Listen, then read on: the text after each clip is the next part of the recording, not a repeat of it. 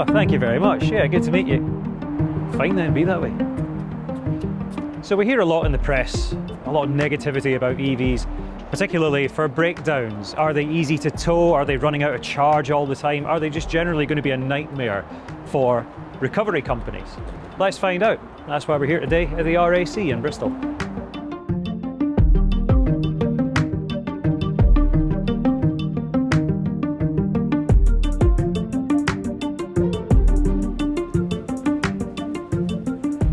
Simon, hi, how's it going?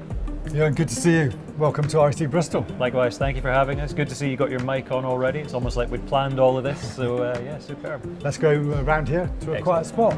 Sounds good.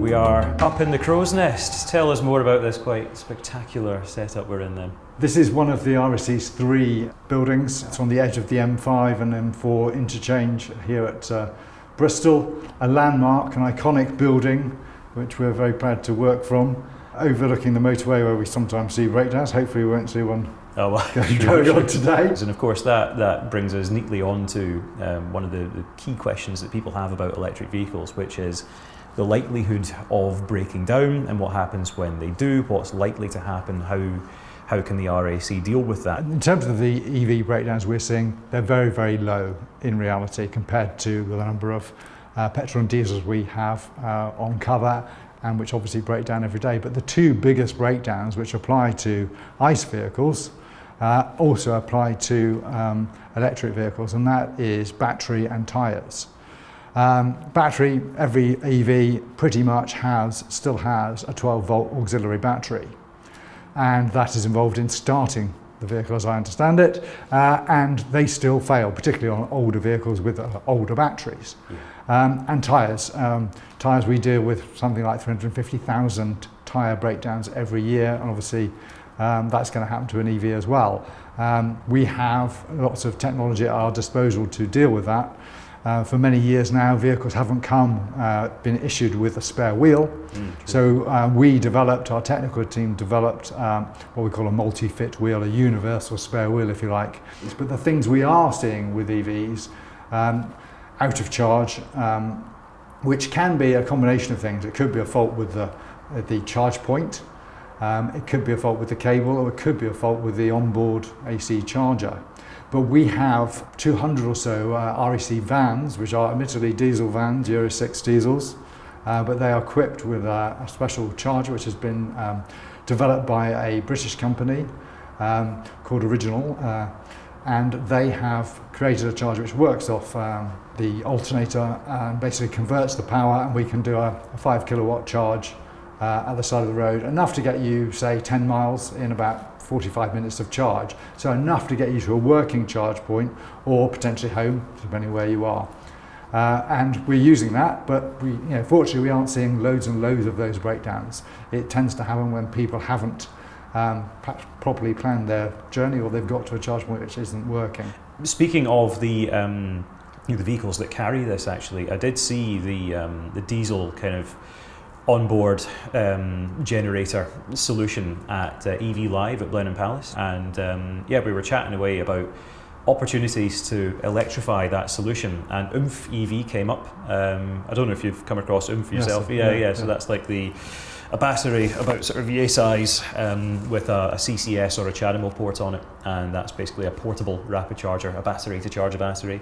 Then there's On Charge, there's ZapMe, there's Charge Fairy, where it's like an entire van that comes and rescues you.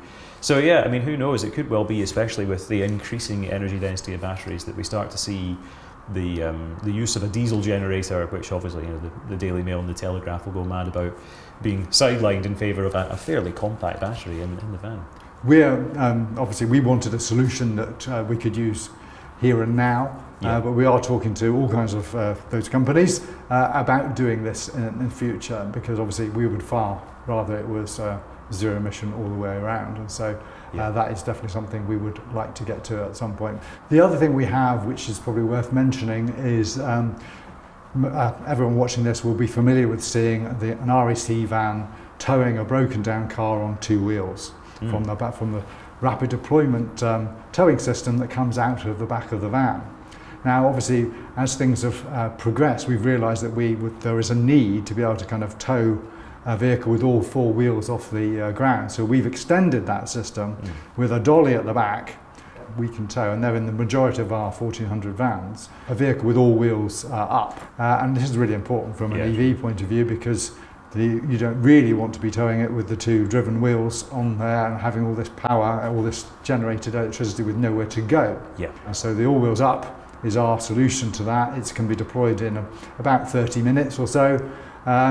And that vehicle can be safely towed, just like having a flatbed in the back of every RAC van. Superb. Yeah, that makes a lot of sense. And yeah, that's a good point about that kind of unregulated regenerative braking. If you're towing a driving axle on an EV, the battery doesn't like that very much. But we were just chatting earlier, we were mentioning, I think there was a guy in the Netherlands got one of the old Nissan Leafs, jacked up the rears, left the front driving axle on the ground. He had like a Toyota Hilux or something, towed it up and down the motorway and charged it up again, and it did actually start up and drive as normal, but don't try that at home.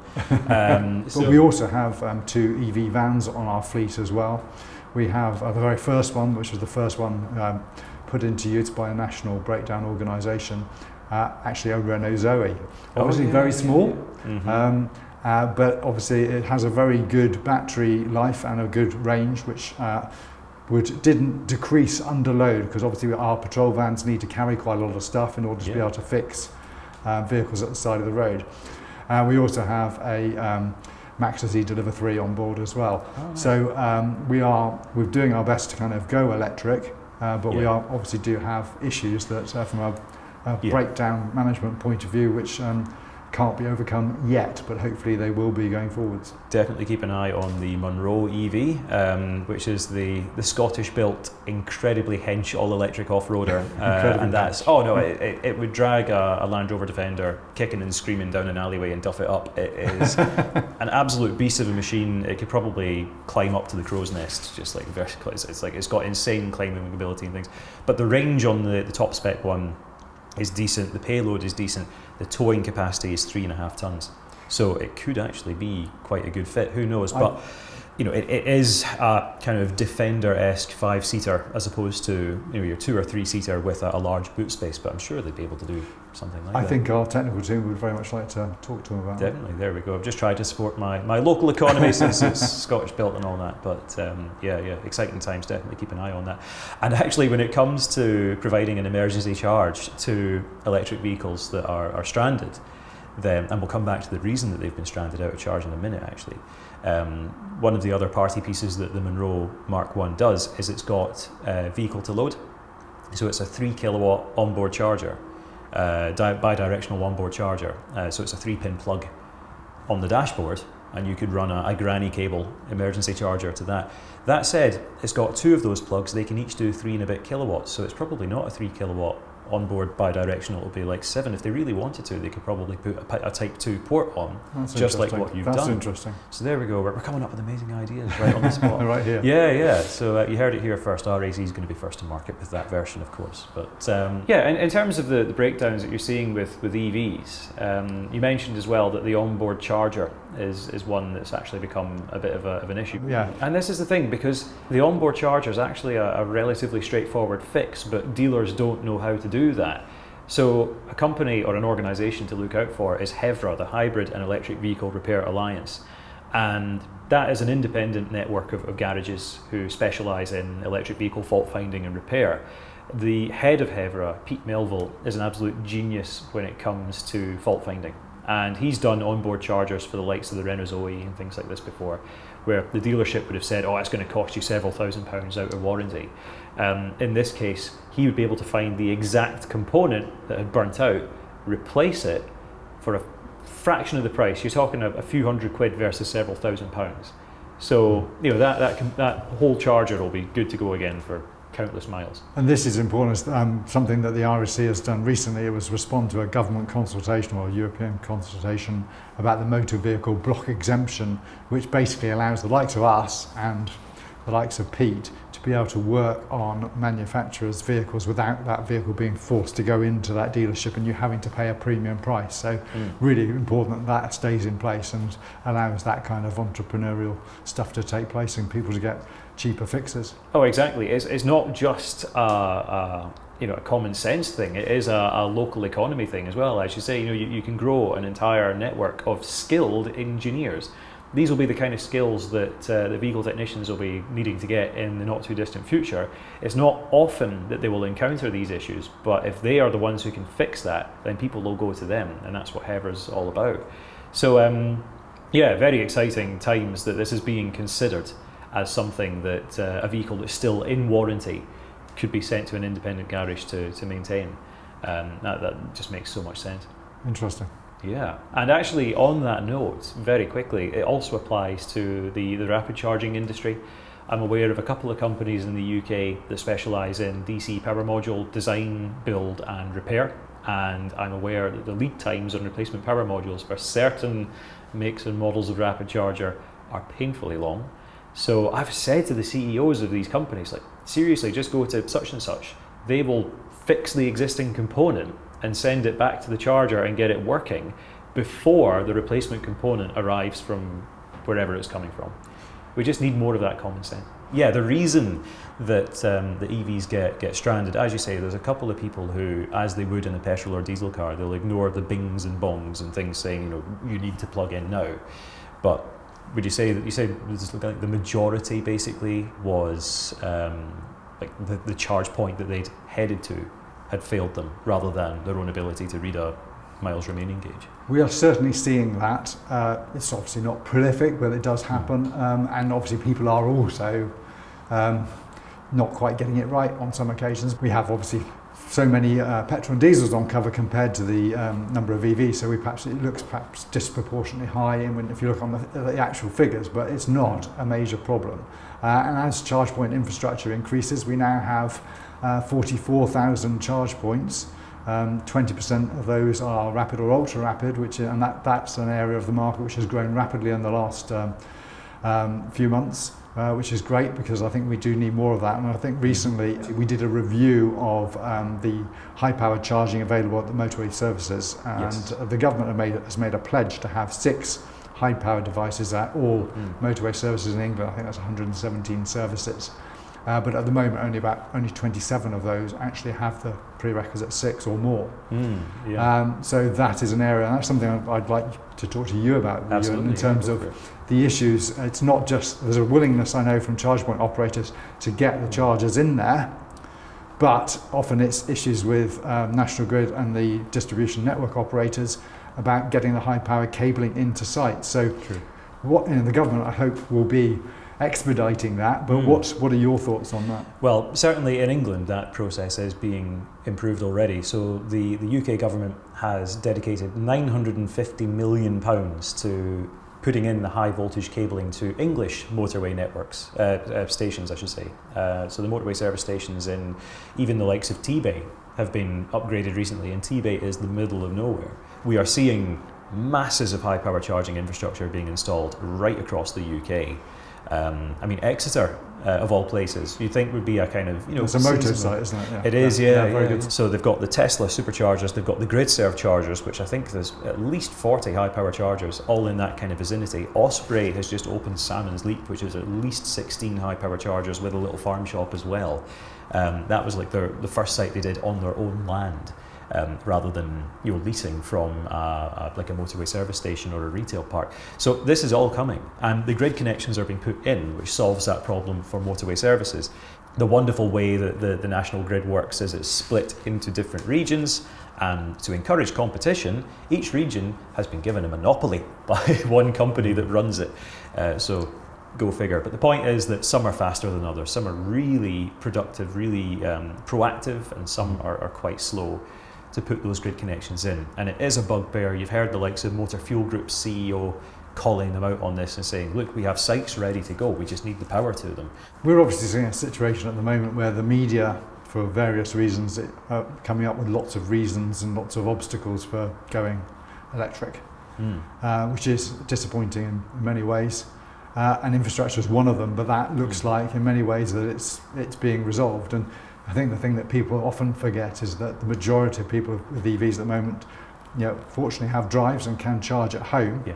So generally it isn't a problem. This is why we're working with Fair Charge, because we want to make public charging cheaper. Yes. And obviously at the moment you pay 20% VAT on public charging, whereas there's only 5% levy on domestic electricity. So we'd like to see the playing field levelled. Yep. So anyone who doesn't have a drive can benefit from 5% VAT and therefore lower charging costs. Yeah, fully agreed. It's a matter of social equality that. If you don't have a driveway, there are some very expensive houses that don't have driveways, but it could be that you're in a situation where you have a shoestring budget, and you've suddenly been forced to pay more to charge the exact same car as someone who's in leafy suburbia with a driveway. That's not fair. Quentin's work and the RAC's work is very much needed. I think also the problem we have going forwards is that people who watch this channel and things like Fully Charged will be extremely educated on how all this works, but as EVs become more mainstream, I think people won't be quite so motivated and will just expect to be able to charge their car up, and why can't I charge up to 100%? And there's a lot of learning that needs to be done, because it doesn't work the same as putting petrol and diesel into a car. It is far more sophisticated and complicated. Yeah, I mean, it will take a considerable amount of effort to make batteries that can charge all the way to 100% incredibly quickly. I mean, the lack of internal resistance that you would need once the voltage has reached its maximum would be insane to be able to achieve that. So yeah, you're realistically looking at 80 to 90% limits on rapid chargers, but that's more about saving your time as well as anyone else waiting to use that charger, rather than wanting to punish you or making things more complex. It's actually a common sense thing. Speaking of rapid chargers, I have your very good report sitting in front of me. RAC's put together an amazing set of insights on everything to do with motoring, but there is a very good section in here on EVs, and there was one statistic that really stood out to me, which is that 67% of people who were interviewed want to be able to charge an EV at the equivalent of a petrol forecourt. So as someone who's been driving EVs since 2009, I'm thinking I'd really rather just be able to charge at home. But then if you can't charge at home, third to 40% of people may not be able to ever charge at home because they don't have a driveway. So that's a really, really important point. So that actually is quite an exciting statistic in a way, because we're starting to see high power charging hubs that are very much like petrol stations.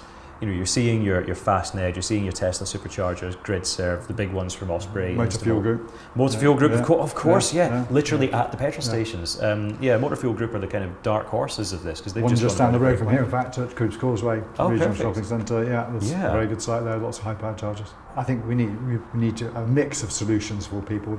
It's all about I think choosing your EV, you've got to choose an EV that's right for you in terms of the number of longer journeys you make, beyond the range of your vehicle and how frequently you make those. And I think that's why you do need the likes of Motor Fuel Group, who have kind of high-powered charging hubs, but more in urban locations than on the edge of the motorway. But equally, we need that motorway charging to be good, because obviously the motorways are the fastest way to get to places. So that's where people are going to need that type of charging. But I think you also do need it in urban areas too, because there'll be those people who won't be able to charge at home who'd like to quickly go and charge their car, because maybe they can't leave it at a lower powered charger for a longer time. So it's all about time and convenience as well. Yeah, and even if another solution comes along, like widespread use of like lamppost charge points and things like this, on-street charging, slow charging overnight, there will always be vehicles that require that quick top-up in town centres. You'll have your taxis, you'll have your delivery vans, and so on. So having that convenience in the urban area, rather than having to, as was the case in Edinburgh recently, go all the way out to the park and rides in the suburbs, and then, or on the outskirts of town, and then drive all the way back in. That makes a huge difference. So yeah, exactly what you've said there. MFG's one of the leaders on that. The whole issue of charging from lampposts, I think, is interesting. And obviously we have now people putting gullies into the pavement. Lots of councils, I think Bristol City Council is an example, they won't let you drape a cable across the pavement for obvious safety reasons.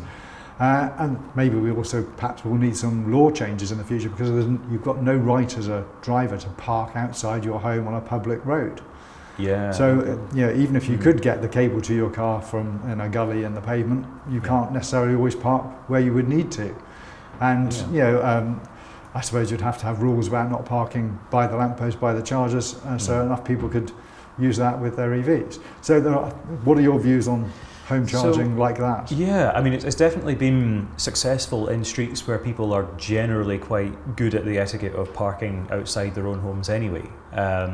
Yes, there are some streets where it's more of a free-for-all, but what we've seen, even with off-street parking that's under high demand, is that it almost becomes an unspoken etiquette. It is something that actually, despite Britain sometimes being a bit of a society of individuals, it's like, everyone else is in my way, I need this. You do actually get that kind of friendly, cooperative spirit in some streets. That's not always going to be the case. Very different as well in a place like Bristol where parking is at a premium. It's very difficult to park in some of these narrow streets in Bristol. So I think that could be very challenging going forwards, but it'd be interesting to see how things develop and how we hopefully get solutions which enable people everyone, even living in a busy urban area, to go electric. Oh yeah, but that said, I would say that even if you are unable to run a cable across your pavement through a gully, or plug into like an Ubitricity or Chargy lamppost charge point, there will be these rapid charging hubs as well, the likes of the MFG hubs. And that's why that's so important, and that's why the VAT, we've got to get rid of the VAT down to 5%, and that's why we're so supportive of fair charge, and that's why we got on board, and we want to definitely see something change there. I must say thank you very much, Simon, for hosting us. For those of you who weren't here, we massively overstayed our welcome actually. We had to cancel another meeting. But yeah, thank you, Simon. This has been thoroughly interesting. I think it's actually worked out really well. It's been thoroughly interesting. Well, thank you very much, Euan. Thank you.